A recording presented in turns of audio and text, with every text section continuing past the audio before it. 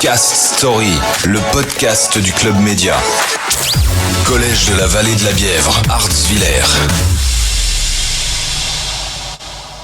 Bonjour à tous et bienvenue dans ce nouvel épisode de Cast Story. Commençons notre aventure du jour en plein cœur de la Première Guerre mondiale. Le 13 février 1917 est arrêtée une femme accusée de contre-espionnage, Mata Hari. Cette dernière a été célèbre pour sa carrière de danseuse exotique qui lui a permis de voyager partout en Europe. Elle aurait été alors approchée par les services secrets français afin d'espionner les Allemands lors de ses déplacements. Cependant, elle se serait retournée contre les Français en vendant des informations aux Allemands. Elle fut arrêtée, jugée et condamnée à mort pour entente avec l'ennemi en temps de guerre.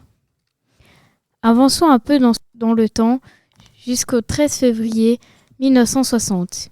Il est 7h du matin en Algérie quand explose la première bombe nucléaire française. Il s'agit de l'opération Gerboise bleue. Les premiers essais nucléaires pour la France. Des précautions sont prises pour faire exploser cette bombe en plein désert. Mais elles ne furent pas suffisantes, puisque des retombées radioactives se sont répandues sur plus de 200 km de distance.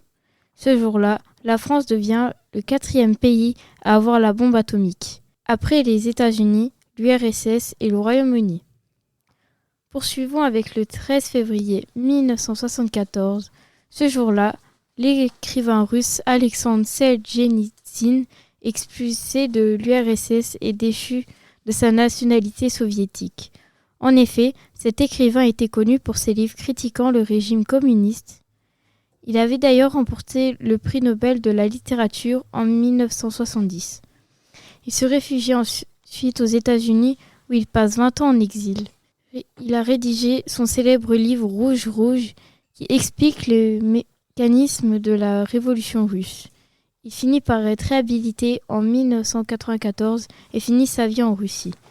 Finissons cet épisode par une petite anecdote. Le 13 février 1895, les frères Lumière déposent le brevet du premier cinématographe, un appareil servant à la fois à filmer et à projeter des images. Aujourd'hui, nous fêtons les Béatrices et n'oubliez pas la Saint-Valentin demain. Bonne journée à tous!